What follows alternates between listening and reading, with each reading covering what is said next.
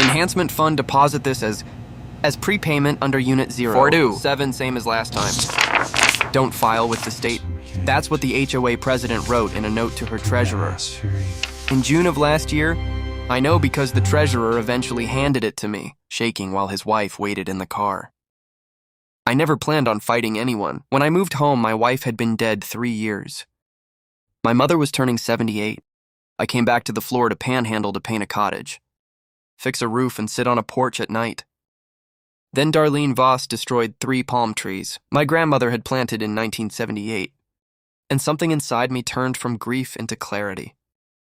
I didn't know that first week, that my grandfather's deed was still sitting in a Winchester safe, upstairs in my mother's attic. I didn't know the pool Darlene was renting out for cash belonged to my family, but by the 4th of July, every person in Ashford Bluff was going to know. Tell me below, would you have forgiven or kept going? Let me take you back to the beginning. My name is Caleb Whitaker. I'm 52 years old and for 28 years. I served in the United States Coast Guard, retiring as a chief warrant officer out of Mobile Station. After I retired, I built a small company called Whitaker Systems. It installs access, control, and security networks across the Florida Panhandle. I mention the company because it ends up mattering a lot. But none of that is why I came home. I came home because my wife Hannah died 3 years ago. Breast cancer, she was 47. After she was gone, my kids went off to school. And the Virginia house we had built together felt too quiet to keep breathing in. My mother, Ruth, was turning 78 in Walton County. My grandfather's beach cottage on Magnolia Lane needed a roof, a paint job, and a man to sit on the porch at night. So in March of this year, I loaded up my truck and drove south along the Gulf, until the air smelled like salt and pine sap again. Ashford Bluff sits just inland from Seagrove Beach, tucked between a cypress creek and a row of sea oats, the color of old brass 180 houses. Gated pavilion in the middle, magnolias lining every street. The community was built in 2002. On land the developer bought from several old Panhandle families. One of those families was mine. That detail gets buried later. For now, just remember it. 2 days after I moved in, Darlene Voss pulled into my driveway in a pearl white Lexus GX. She parked it diagonally across the gravel like she owned the road. Mid-40s bleached blonde linen blazer over yoga pants. A black clipboard pressed to her chest like a shield. She rang the doorbell 3 times before I could finish wiping paint thinner off my hands. "Mr. Whitaker," she said, already walking in. "I'm the president of this community. 9 years running, I brought your welcome packet." The welcome packet was a bill, $2,400 in fines. The charges, a roof repair I'd made without architectural committee approval, scaffolding that had been up for exactly 1 afternoon, and what she called an overall condition unbecoming of the community standard. The cottage was freshly painted, the grass was cut, and my grandfather had built the place in 1953, with cedar milled from his own land. I read the letter twice, then looked up, "Ma'am." I said this house was standing before this neighborhood existed. She smiled, the way women like her smile when they think they've already won. Well, now it's standing inside my neighborhood. That night at 2 in the morning, I was pulled out of sleep by music, reggaeton loud enough to shake the window screens. I walked onto the porch and saw 6 strangers in the pool, just off my grandmother's back fence. Empty beer bottles bobbing in the filter skimmer. Someone urinating on my mother's gardenia bushes. A Bluetooth speaker the size of a toolbox propped on the pool gate. I found Darlene the next morning drinking cold brew at the pavilion. I asked her calmly what she planned to do about vacationers using the pool. At 2 a.m. she laughed, the way you laugh at a child who's asked a foolish question. "Caleb," she said, "like we were old friends, the pool is community property. I manage community policy. You're new here. Learn the rules of the game before you start playing." I closed my eyes for one full breath. I thought about Hannah. I thought about the night she held my hand in the hospital. She said very quietly, "Don't ever fight out of anger, Caleb. Fight because it's right." I nodded. Once I walked away, Darlene watched me go, sipping her cold brew, completely certain she had already handled the problem. She had not handled anything. She had just started a chess clock. And somewhere upstairs in my mother's attic, inside a Winchester gun safe my grandfather bought in 1962, sat a piece of paper. That paper was going to end Darlene Voss's 9-year reign. faster than she could possibly understand. Darlene's first countermove came the next afternoon on Facebook. She posted a 6-paragraph essay to the private Ashford Bluff community group. No names, but everyone knew. She wrote about a new resident who had aggressively confronted paying vacationers and spoken in threatening tones to board members. Trying to preserve neighborhood harmony, she asked her followers to stand with her and not tolerate this pattern of hostility. 48 neighbors unfriended me overnight. 2 stopped returning my wave at the mailbox.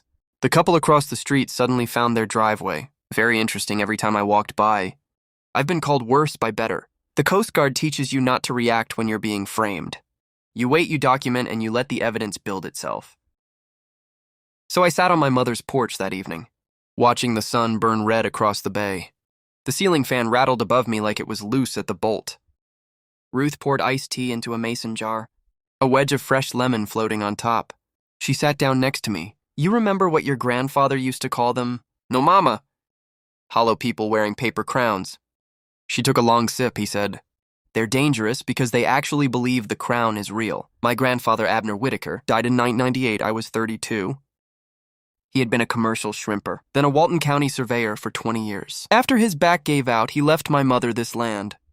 Specifically this land, that fact would matter very soon. I just didn't know it yet. A truck rumbled to a stop at the curb. Hank Brinkley, 67. Retired plumber, lived 3 doors down. Always had a baseball cap pulled low and a dip in his lower lip. He walked up the porch steps, nodded at my mother, and set a 6-pack of cream soda on the railing. Caleb, he said, I read her Facebook post, sounds about right. She did this to the Pembertons in 2019. The Garretts in 2020, the Hollis family in 2022, and that young couple on Willow Bend last summer. The Thorntons, they all left. She runs people out. It's what she does. I looked at him. How many meetings? Did they lose before they gave up? 3, sometimes 4. She gets loud. She gets crowds. She gets the board to stack the vote. He shook his head. Don't be number 5, son. He clinked a cream soda into my hand and walked back down the steps. The smell of citronella drifted off the porch rail. Cicadas in the pine trees. Somewhere on the next block, a kid was practicing trumpet. Same 3 notes over and over that night. At 10:45, the pool noise started again. Louder this time, 9 of them. A girl screaming for her drink to be refilled. Someone diving off the top of the pavilion roof and splashing into the shallow end. I stepped into my workshop in the side garage, the one I'd set up when I first moved in, pulled a sealed box off the bottom shelf. Inside were 3 4K outdoor trail cameras with cellular backhaul, the kind wildlife researchers use. No Wi-Fi, no hackerisk. Each one would upload to my private cloud every 15 minutes. I took a headlamp and a ladder and climbed the tall loblolly pine at the back fence line. The bark was sticky with resin in the humidity. Mosquitoes found my neck within 30 seconds. I lashed the first camera to a branch 20 feet up. I angled it on the pool gate and the keypad. Then I wrapped the housing in camo so it looked like a bird feeder. The second camera went on a magnolia closer to the pavilion. The third I kept for later. The next morning, I sat at my kitchen table with a cup of coffee and opened the footage on my laptop. There she was at 9:15 the night before. Darlene Voss in a silk robe, walking up to the pool gate with a key fob I had never authorized. She let 9 people in then. She accepted a cream-colored envelope from a tall man in board shorts. He kissed her cheek and said, "Clear as a bell on the audio track. Cash, just like you asked." Miss D, I did not yell. I did not call her. I did not call anyone. I just saved the clip to 3 locations, labeled it with the date, and started a spreadsheet. Column 1, date and time. Column 2, number of guests. Column 3, license plate. Column 4, envelope confirmed. Yes or no by sunrise on day 3 in Ashford Bluff. I had begun the paper trail that was going to bury her. 4 days later, the certified mail arrived. USPS green card signature required. Return receipt requested. I signed for the envelope at the mailbox and opened it. Right there on the gravel driveway, inside was a formal notice of violation from the Ashford Bluff Homeowners Association, $2,400 due within 30 days. The listed reason was unauthorized structural modification of a residential exterior without board architectural approval. The unauthorized structural modification was simple. I had replaced 19 asphalt shingles on a corner of the cottage roof. A tropical storm had peeled them up. The week before I arrived, I filed the correct written appeal. That same afternoon, I delivered it to Darlene's mailbox person.